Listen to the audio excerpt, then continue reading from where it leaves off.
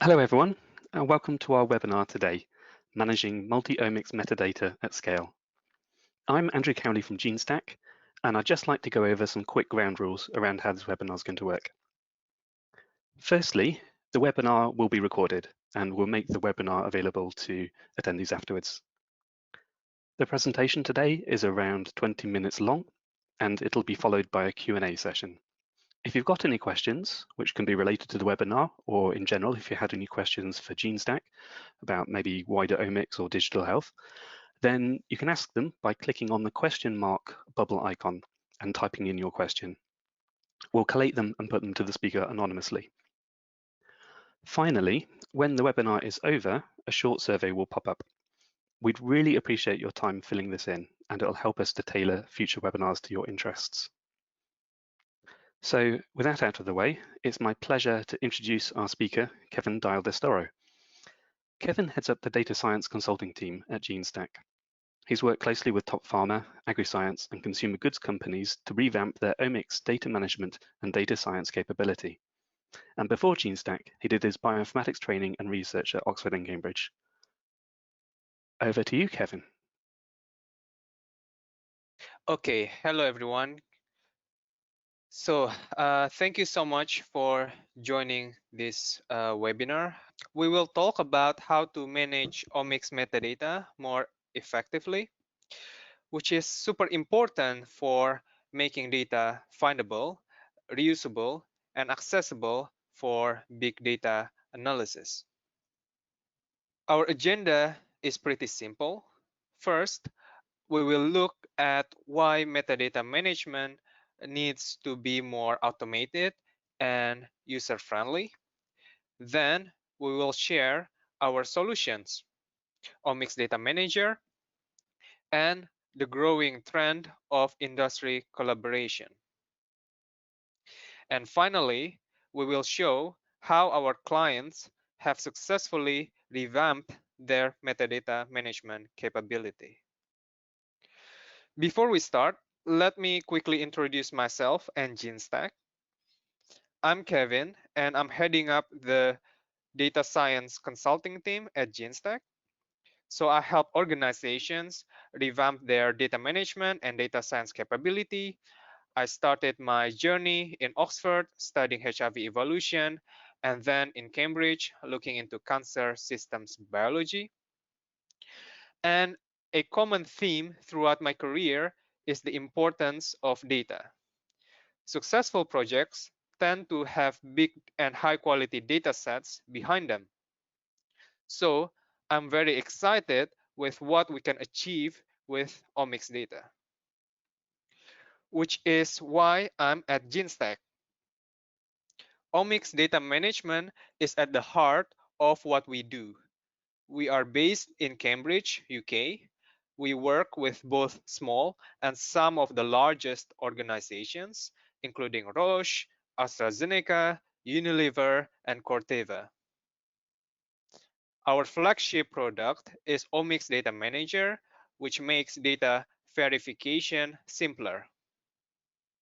And it's a culmination of our collaboration with industry leaders. So now we will look at why metadata management needs to be more automated and user-friendly. There is a lot of attention now on the importance of metadata.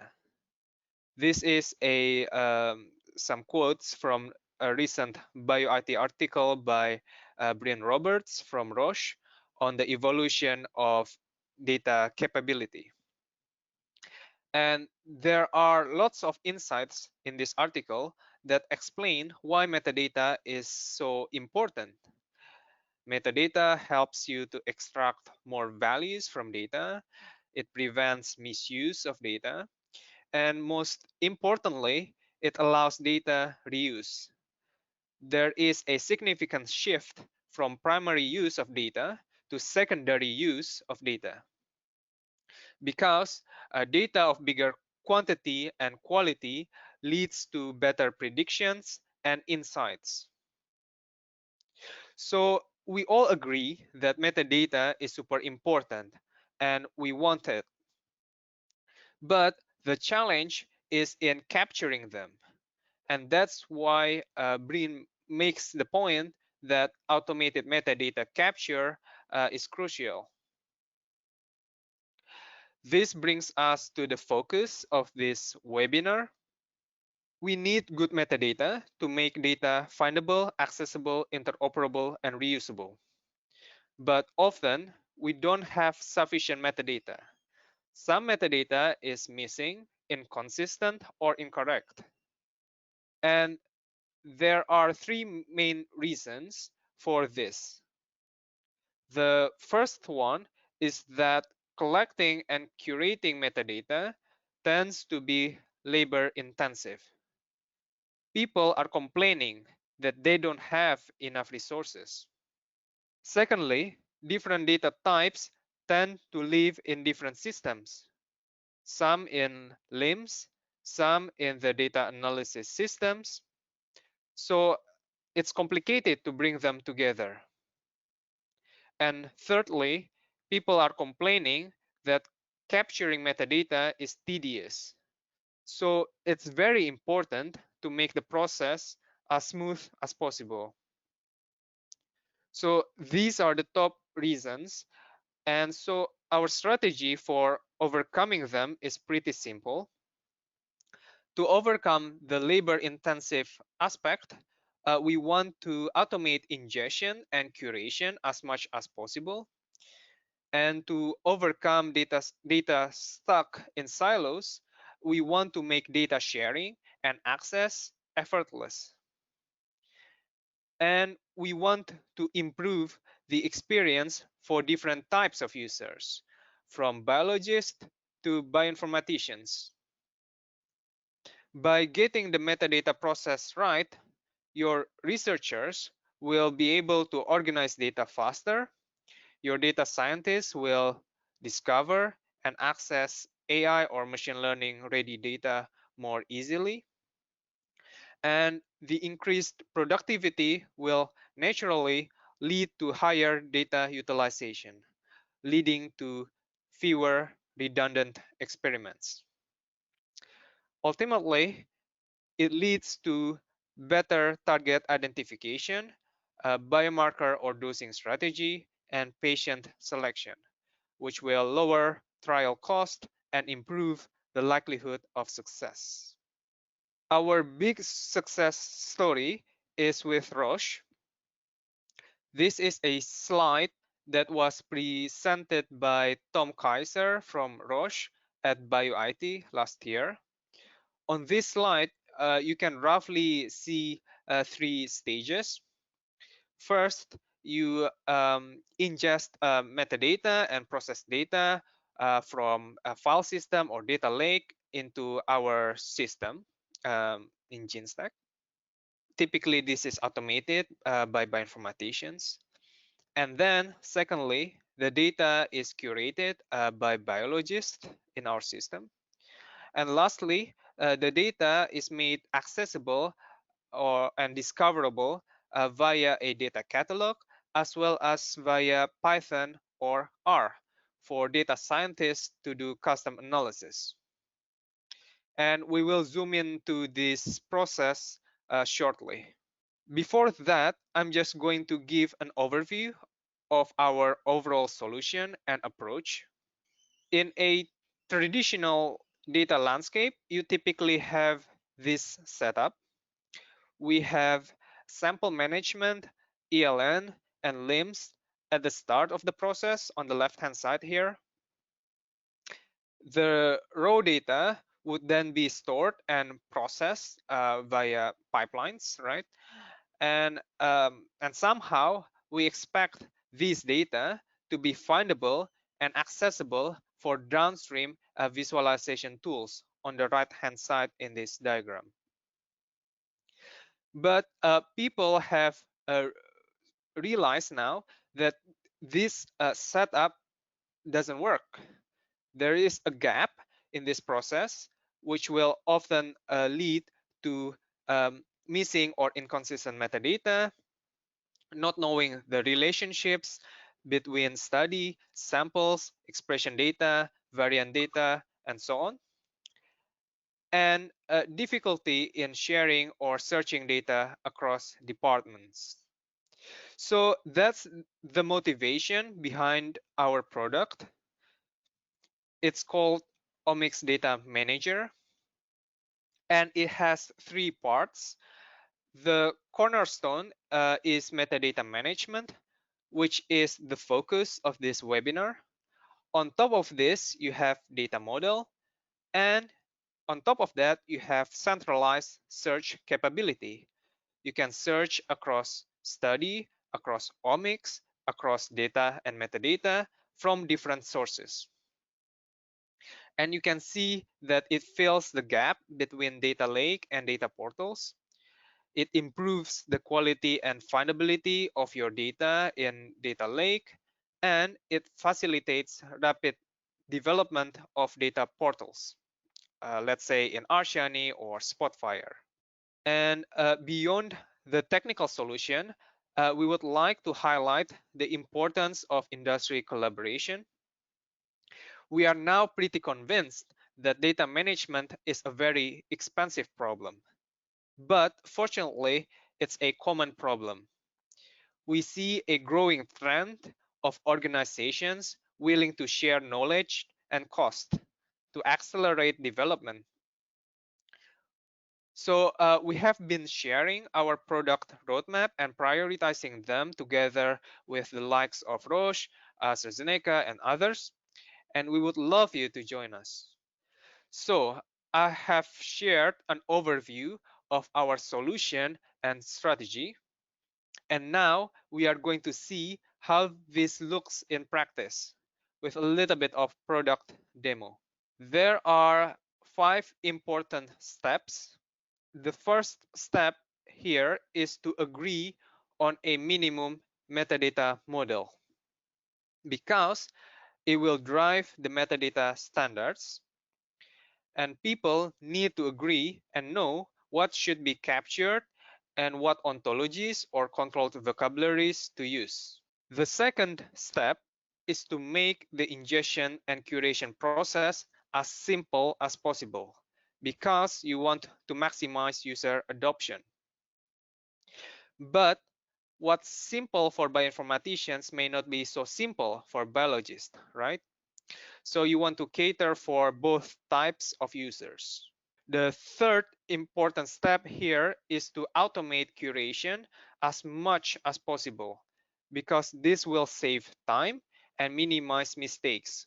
For example, we don't want to curate thousands of samples one by one.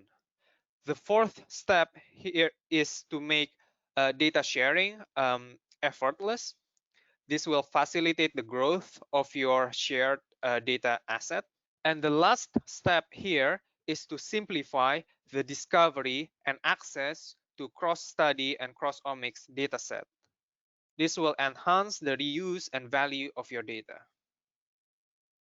So now I will elaborate on these steps with a little bit of product demo. First, we want to agree on a minimum metadata model. It simply means a minimum set of attributes that you want to capture for different entities. So for sample, these are some of the attributes that we may want to capture, like organism, sex, disease, tissue, and so on. And also which ontologies and controlled vocabularies to use. So for disease, we may want to use disease ontology here, and for tissue, we may want to use Uberon or Brenda. And focusing only on minimum set of attributes is very important because we don't want to harmonize and curate everything. We only want to focus on attributes that are present in, say, over 80% of the studies. And any data that goes into the system must conform to this model. Secondly, we want to cater for both biologists and bioinformaticians. Biologists, they like to work with spreadsheets, right? So they should be able to load, let's say, Excel spreadsheets, and they want a nice and rich graphical user interface with auto-completion, validation, bulk mapping, and so on. On the other hand, bioinformaticians, they need flexible APIs to progressively link data from data processing pipelines to existing studies in an automated fashion. The third step here is very important. We want to automate metadata validation and curation as much as possible. In our system, we help biologists to easily validate and map terms against ontologies and controlled vocabularies, and it worked really well across thousands of samples. So you don't have to do this one by one. So we can see here on the screenshot on the left hand side that we can map 20 CD19 plus cells to 20 beta cells very quickly in just one click. And you can also create a mapping rule, which is shown on the screenshot on the right hand side. And you can run this mapping rule across many studies at once. For example, here we explicitly want to harmonize cell type and cells to a common attribute called cell type. And we also want to map different cell types by an explicit mapping rule.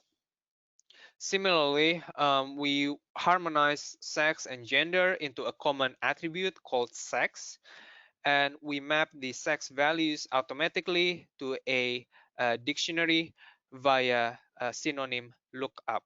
So at this point, I'm going to do a quick demo just to give you an idea of what some of these features look like in use.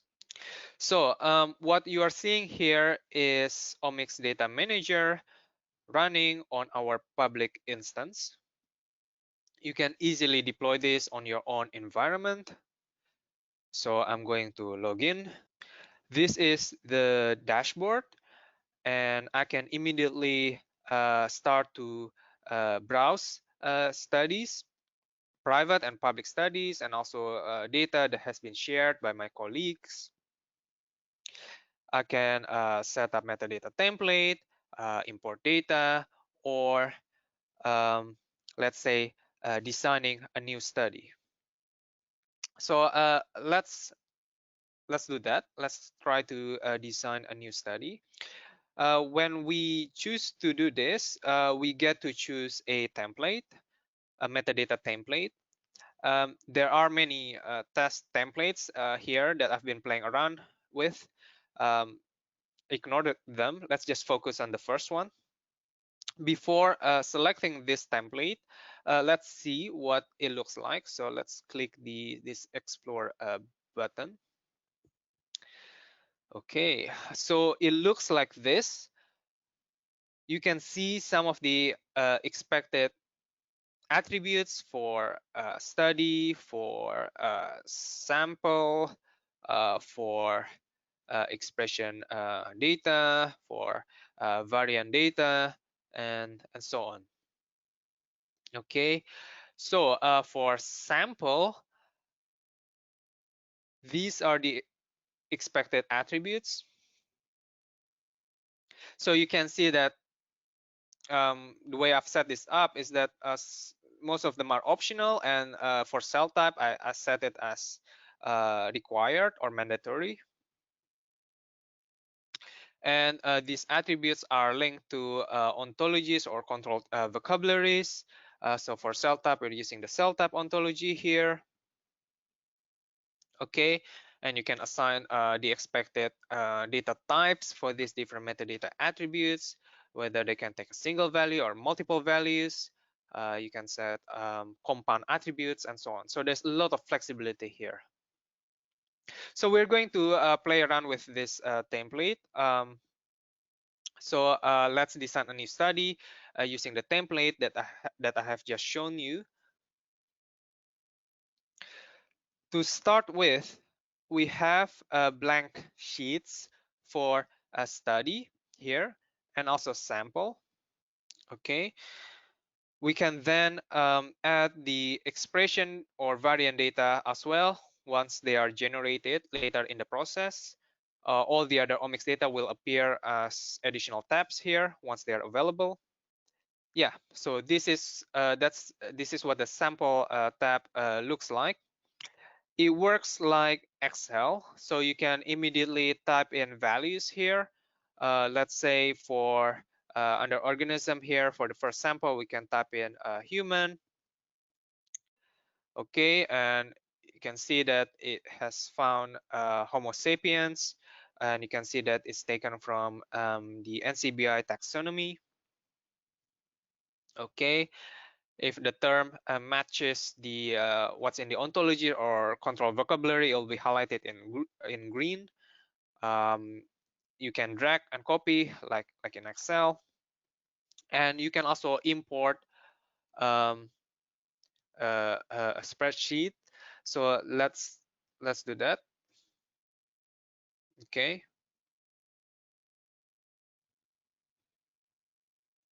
So here I'm importing about 80 samples. So you can see that these are the various attributes that these samples contain: age, cells, sex, type, and so on. Okay, right.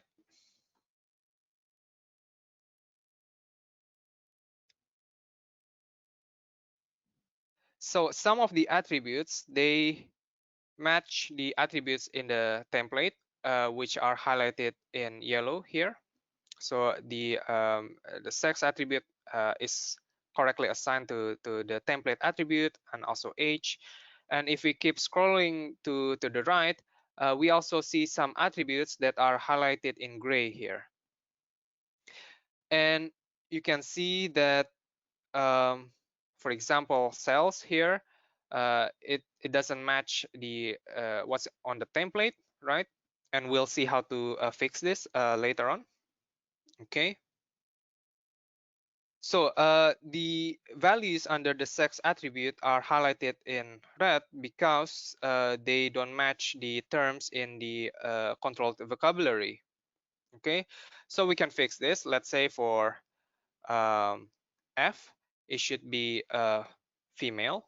Okay, so once I've done this, the cell becomes green instead of red. And yeah, as you would imagine, this will become tedious to do the checking and correction one by one. So what you can do here is to open the validation report and quickly see what's wrong with the metadata based on the template that we have chosen.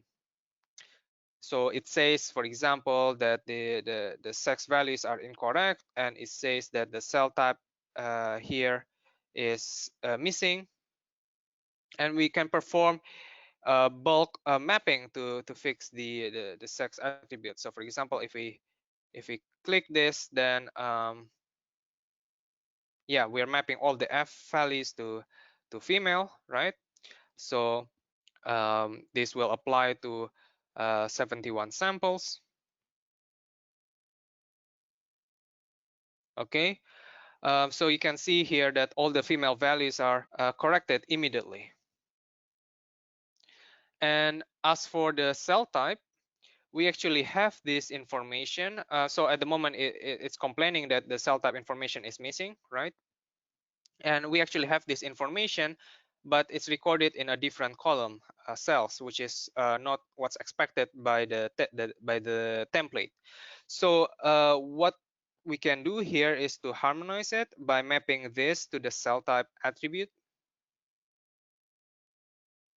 Okay, so we're mapping this to an attribute from the template called cell type.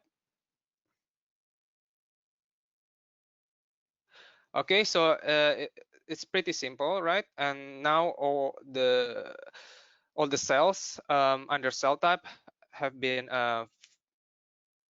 filled in with the values.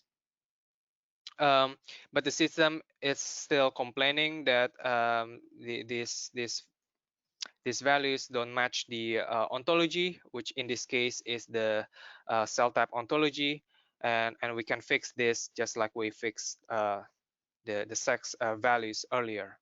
So these are some of the curation features that are available in the GUI. You can filter the data to curate a specific data subset and so on. It works really well for a single study. And if you want to automate this within or across studies, you can simply create and run a mapping rule. So the mapping rule looks like this, like what I shared before. So let's try to apply this mapping rule to this study. So first, I'm just going to copy the accession of this study. So I'm copying its accession. Okay, and second. So I'm going to run this curation script, passing my user token and the mapping rules here is in JSON, and also the accession of the study that I want to apply this curation rule. Okay. So now it's running a curation task in the background. So if you go back to this screen, when I refresh this page, I should see that all the sex values fixed, and also the cell type values fixed as well. And yeah, now the invalid metadata indicator has turned to green. Okay. So so yeah, the curation process is pretty simple and user friendly. Then the next steps would then be able to link the process data once they are available, which can be automated by Bioinformaticians, and then to share the data once everything is ready, once everything is curated. You can share data pretty easily. So you just click on the study here, and let's say share it to a specific group of users. Okay, so data sharing is very simple. So continuing my presentation, it's important to make data sharing as simple as possible. In Omix Data Manager, we can share a study and all its content by just a single click, like what I showed you earlier. It's very simple. And then we will be able to find data from different groups or sources all in one place. All the metadata that you have captured and curated at the study level, at the sample level, at the analysis level, or will all become searchable. So we can see on this screenshot here, we can search by sample metadata like tissue or cell type. We can search by normalization method like TPM or RPKM. We can see a TCGA study here with both expression data and variant data. We can see a GTEx study with thousands of samples. And the last step here is to simplify the discovery and access to cross-study and cross-omics datasets. So we provide different ways of accessing data. In this example, what you are seeing is a single cell expression atlas that can be put together very quickly in Arshani, driven just by a few API calls. So once you have the data and metadata in order, building this kind of tailored data portals become very easy. So these are the main steps for a more automated and user-friendly metadata management. It's been working pretty well, and we continue simplifying the process. So just to quickly recap, you want to agree on minimum metadata model, cater for different user types, automate curation as much as possible, make data sharing super easy, and simplify data discovery and access. That's the end of my talk. Hopefully you are convinced of the urgency and importance of solid metadata management. Our strategy is to automate as much as possible so you can save time and minimize mistakes, um, make data sharing easy so you can grow a shared data asset, and improve the user experience to maximize user adoption. It's a hard and expensive problem, so we strategically collaborate with others to build an industry standard solution. And we would love you to join our exciting journey. So that's the end of my talk. Thank you so much, everyone, for listening, and I'm looking forward to answering your questions. Great, thank you very much, Kevin. It's really great to hear how ODM can help manage metadata at scale. I think verifying data like this is one of the key improvements to digital health that companies are working on right now with very clear benefits. And it's nice that the process is being made as painless as possible. So we'd like to begin our question and answer session now. Okay, so our first question to Kevin, obviously, is in a big organization, how would you implement metadata standards internally across groups? Yeah, thank you. That's a very good question. So you need two things. You need not only a technical solution to make this work, you also need the right culture in the organization. By the right culture, you want a top-down mandate and also buy-in from different groups and roles across the organization. So that's why it's very important to have not only a good technical solution, but also to have a solution that has a super nice user experience. That's why I emphasized user experience a lot in this webinar. Um, and automation is also very important. If your technical solution still requires a lot of human inputs and interventions, it's not gonna work. So that's why we what we see working in practice is to just focus on this minimum metadata model, right, rather than trying to curate everything. And also, yeah, to automate as much as possible, not only for via script, but also in the graphical user interface, right? Like what you saw earlier with automated validation, bulk mapping, and so on. So every little things help. Brilliant, thank you, Kevin. And there's kind of a related question. It says, how can you agree on a minimum metadata to capture that is future-proof? That's a good question. It's probably not going to be a future proof, but we can certainly learn from our experience, right? So we have worked with that's why, you know, collaboration is very important, right? Again, I want to emphasize this. It's a complex and rapidly growing field, right? So yeah, we work closely with different clients, and we sort of see, you know, what works, what don't work, what doesn't work. So some metadata attributes appear quite commonly across different organizations, and we can recommend using them as a starting point, so they will be relatively stable. Of course, you know, we have to realize that our field is growing rapidly, right? For example, there was this recent article for single cell, right?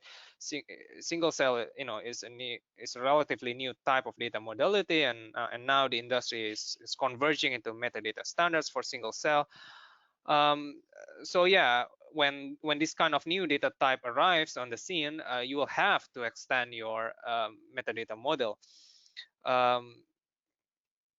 So yeah, it's not going to be completely future proof because the field is growing rapidly, but we can certainly make the metadata model as stable as possible for as long as possible. Brilliant, thank you. Another question is, how do we handle clinical data anonymization? Is that possible? Yes, it's possible.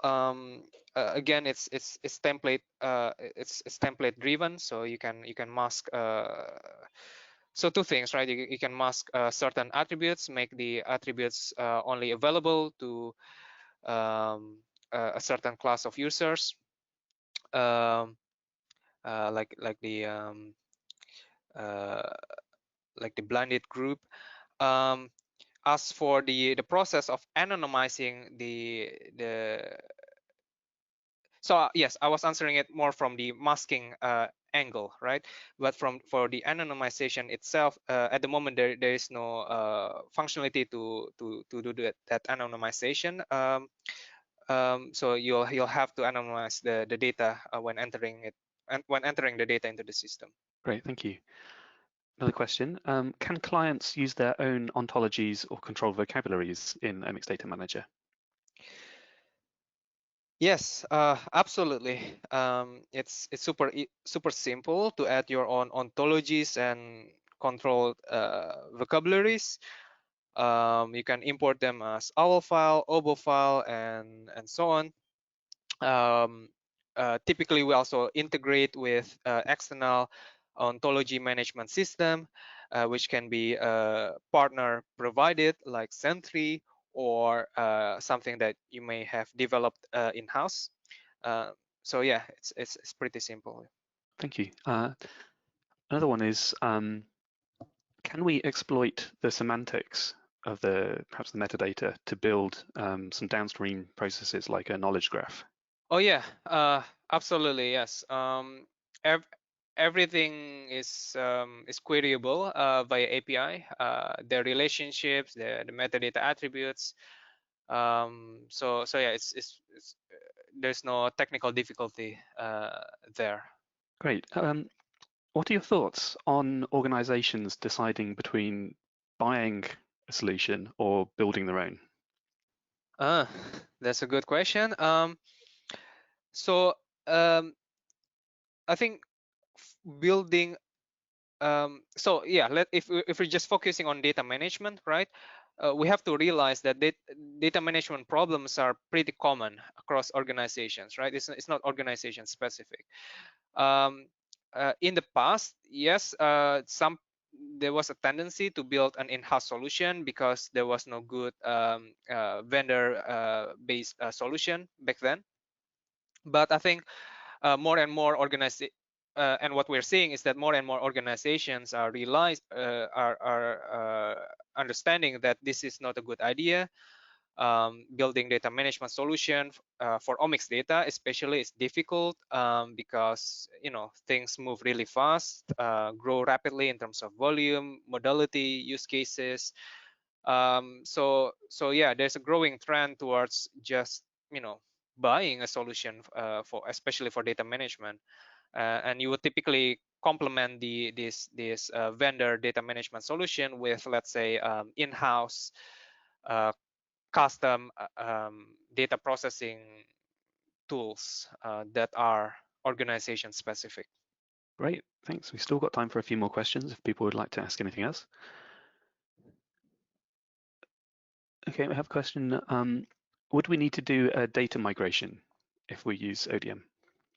You do have to if you want to store your legacy data in the system, right? But yeah, hopefully um, I've shown you earlier give you a glimpse that it should not be too difficult. We have ways to automate data ingestion via API or script. And what else? So you can also you can also automate the metadata mapping to a new metadata standards. So yeah, it shouldn't be too difficult, and it shouldn't. And it also depends, right? How difficult it's gonna be. It depends on the quality of your legacy data. If your legacy data is pretty structured, the migration process shouldn't be too difficult, and it doesn't depend on the number of studies. So it also depends on the quality of your legacy data. Cool, thank you. How do you compare your solution with other solutions like Azure Databricks? Yeah, so we're focusing on data management, right? This part here is not focusing on data storage or data processing or analysis. So we're complementary to that. Cool, thank you. Another question. So looking at treatments, not all treatments are compound treatments, but we'd still like to be able to do the same search under treatment, but find compounds, biologics, temperature, etc. Can we do that? Yes, it should be possible. Yeah, that's the short answer. I can we can follow this up with a discussion outside the webinar to show in more detail how that's going to work. Great. Time for the last few questions. The webinar focuses on metadata, but what about data? Can you search for gene expressions across studies, for example?